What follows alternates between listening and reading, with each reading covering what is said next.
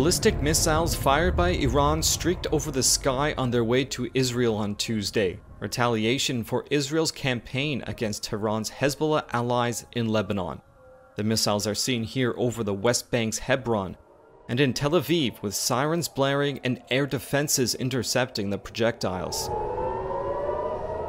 Alarms sounded across Israel and sent people scrambling for shelter. Iran's Revolutionary Guard Corps said the missile salvo was in retaliation for recent Israeli killings of militant leaders and aggression in Lebanon and Gaza. Israel said more than 180 missiles were launched. The attack drew vows of a sharp response from both Israel and the United States, with Israeli Prime Minister Benjamin Netanyahu saying Iran made a big mistake and will pay for it. The Pentagon said U.S. Navy warships helped Israel intercept the missiles. U.S. President Joe Biden said Iran's attack was, quote, ineffective. Make no mistake, the United States is fully supportive of Israel. Iran's foreign ministry said its operation was defensive and was only directed at Israeli military and security facilities. No injuries were reported in Israel, but authorities in the occupied West Bank said one man was killed there. Meanwhile, in Tehran, people celebrated the bombardment. Some hoisted posters of the recently assassinated Hezbollah leader Hassan Nasrallah. Palestinians in the Gaza Strip, locked in nearly a year of war, also celebrated as the rockets headed towards Israel. The missile strikes come after Israel said its troops launched ground raids into Lebanon, which it has described as limited. But a ground campaign into Lebanon for the first time in 18 years, pitting Israeli soldiers against Hezbollah, Iran's best armed proxy force in the Middle East, would be a major regional escalation. The Lebanese Health Ministry said more than 50 people were killed and more than 150 wounded in Israeli attacks across Lebanon on Tuesday. במוכנות גבוהה, בהגנה ובהתקפה. אנחנו נגן על אזרחי מדינת ישראל. יהיו לירי הזה השלכות. יש לנו תוכניות, אנחנו נפעל במקום ובזמן שנחליט. שוב אני אומר, אנחנו בפני מלחמה רב-זירתית, כבר מזה זמן רב, זה לא פעם ראשונה שיש ירי מאיראן.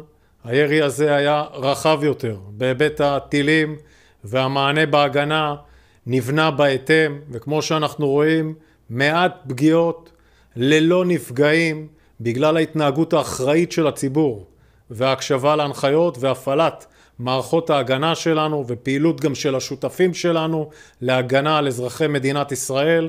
אנחנו נמשיך להתנהל באופן הזה גם בהתקפה וגם בהגנה. Good evening. In the last few hours, the Iranian regime has launched over 200 ballistic missiles at civilian targets in Israel. It's too soon to assess the impact fully, but I utterly condemn this attempt by the Iranian regime to harm innocent Israelis. We stand with Israel and we recognize her right to self-defense in the face of this aggression. Iran must stop these attacks, together with its proxies like Hezbollah. Iran has menaced the Middle East for far too long. Chaos and destruction brought not just to Israel, but to the people they live amongst in Lebanon and beyond. Make no mistake, Britain stands full square against such violence. We support Israel's reasonable demand for the security of its people, because I am deeply concerned that the region is on the brink. And I'm deeply concerned about the risk of miscalculation. The situation in Lebanon is increasingly grave. I want to repeat my advice to British nationals who are still in Lebanon. You must leave now. This, as you'll appreciate, is an evolving situation. But what I will say is that we stand with Israel and her right to self-defense, and any relevant updates will be provided in due course. We of course condemn Iran's actions. We once again reiterate the call that we've made along with the United States, the United Kingdom, the European Union, Italy, Germany, Japan, Saudi Arabia Qatar, the UAE, other nations as well, calling for a de-escalation. We're very concerned about Iran's actions, which is why we condemn them.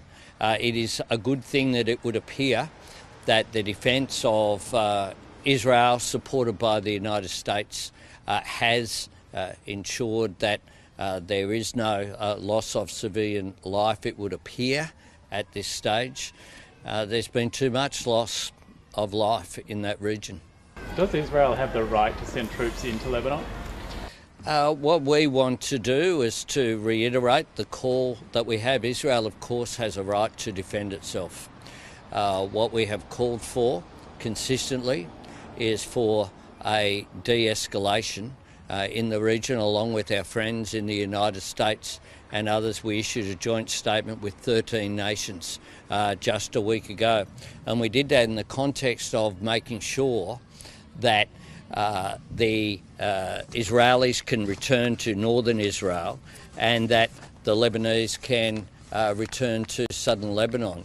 One of the things that statement said was diplomacy, however, cannot succeed amid an escalation of this conflict. We reiterate again the call that we have made for many, many months. There have been warnings since last October about people travelling to the region. We've been calling for many months for people to leave the region, for Australian citizens to come to safety in Australia. This is a dangerous region at the moment. We know that that is the case, but it hasn't just arisen in past days, and we have been calling for many, many months for people to take the opportunity to leave through commercial means when they could.